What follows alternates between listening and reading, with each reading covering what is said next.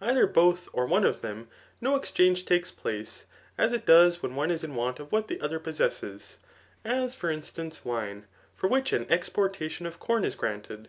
It is necessary, therefore, that this should be equalized.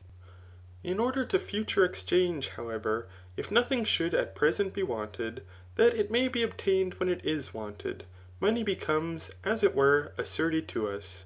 For it is requisite that he who brings money should take what he wants in exchange for it. Money, therefore, also suffers this very same thing ; for it does not always possess an equal power, but at the same time it is more permanent. Hence it is necessary that all things should be estimated ; for thus there will always be an exchange, and if there is an exchange, there will be a communion. Money, therefore, as a measure having made things commensurate, equalizes them. For there would be no communion without exchange, nor exchange without equality, nor equality without commensuration. In reality, therefore, it is impossible that things which so much differ should become commensurate ; but for the purposes of indigence this is sufficiently possible. Hence it is necessary that there should be one certain thing, as a measure, and this from assumption. Hence it is called money. For this causes all things to be commensurate, since all things are measured by money. Let a house be A, 10 mina B, and a bed C. A, therefore, will be the half of B, if the house is worth 5 mina, or is equal to the value of 5 mina. But let the bed C be the 10th part of B. It is evident, therefore, how many beds are equal in value to the house, viz. 5. That such, however, was the exchange before there was money is manifest. For it makes no difference whether 5 beds, or as much as the worth of 5 beds, are given for the house. Thus, therefore, we have shown what the unjust, and also what the just is. But these things being determined, it is evident that a just action is a medium between doing and receiving an injury.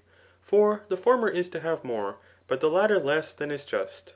Justice, however, is a medium, not after the same manner with the former virtues, but because it pertains to a medium between the more and the less. But injustice pertains to extremes. And justice, indeed, is that according to which a just man is said to act justly from deliberate choice, and to distribute justice both to himself in making a compact with another person, and to another who makes a compact with another.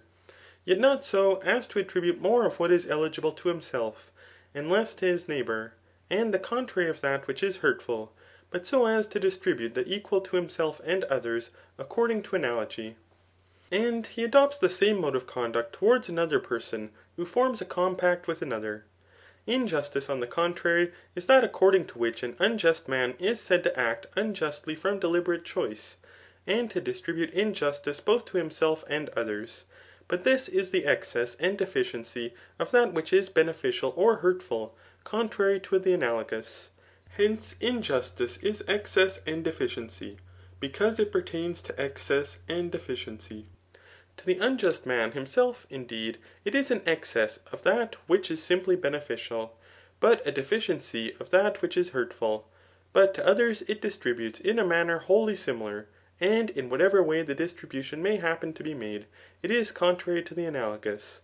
Of an unjust action, however, the less extreme is, to be injured, and the greater, to injure. After this manner, therefore, we have discussed justice and injustice, and have shown what is the nature of each.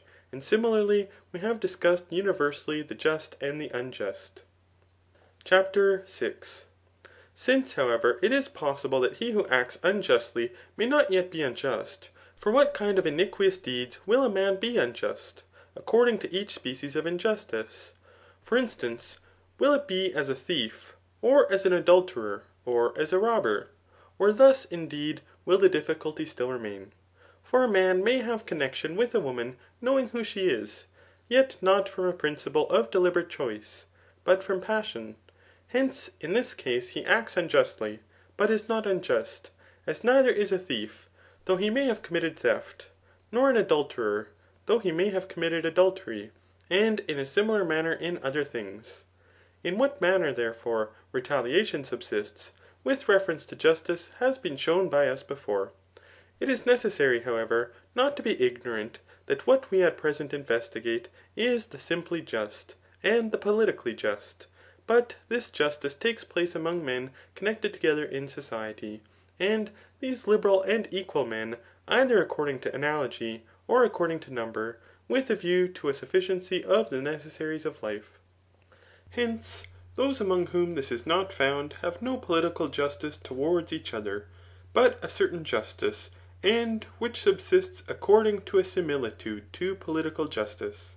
For there is justice among those with whom there is also law, but there is law among those with whom there is injustice.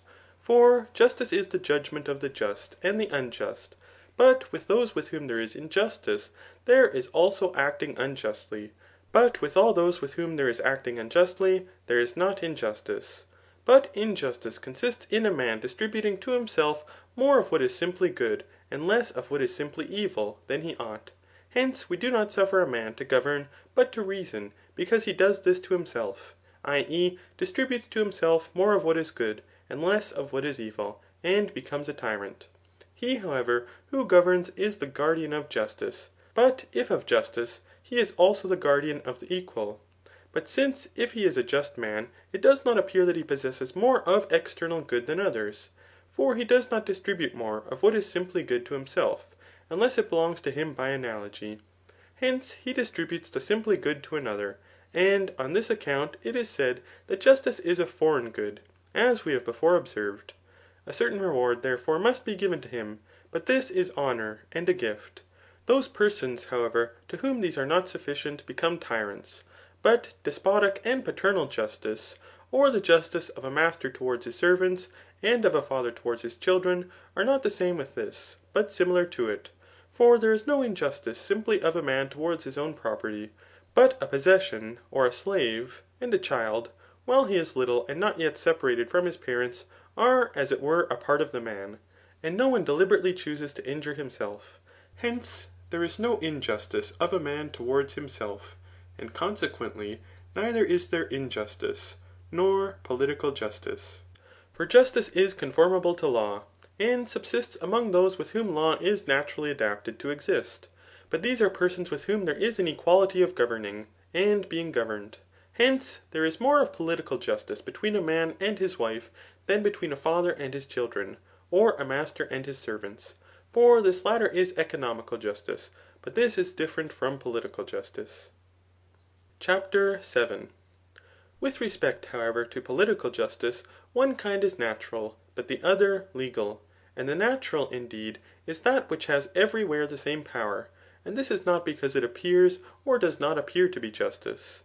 But the legal is that respecting which from the first it is of no consequence whether it is established in this or in that way, but when it is established is of consequence. Such, for instance, as that captives shall be redeemed for a mina, or that a goat shall be sacrificed and not 2 sheep. And farther still, such laws as are promulgated about particulars, such as that sacrifices shall be offered to Brasidas, and whatever is established by public decrees. To some persons, however, all political justice appears to be of this kind, because that which has a natural subsistence is not mutable, and everywhere possesses the same power, just as fire burns both here and in Persia, but just things are seen to be mutable. This, however, is not entirely, but only partially the case, though perhaps with the gods it is by no means to be admitted that justice is mutable. But with us there is something which is naturally mutable, though not every thing. But at the same time justice is partly from nature and partly not. What, however, the justice is which is from nature is evident from contingencies, and things which have a various subsistence, and also what the justice is which is not from nature, but is legal, and established by compact, since both are similarly mutable. The same distinction, likewise, will be adapted to other things. For the right hand is naturally more excellent, i.e. is more adapted to motion, than the left, though it is possible that some persons may be ambidexter. The justice, however, which is from compact and utility, resembles measures.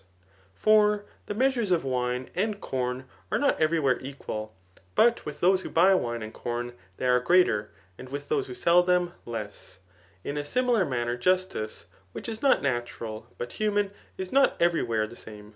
Since neither are polities, but every where one polity alone is conform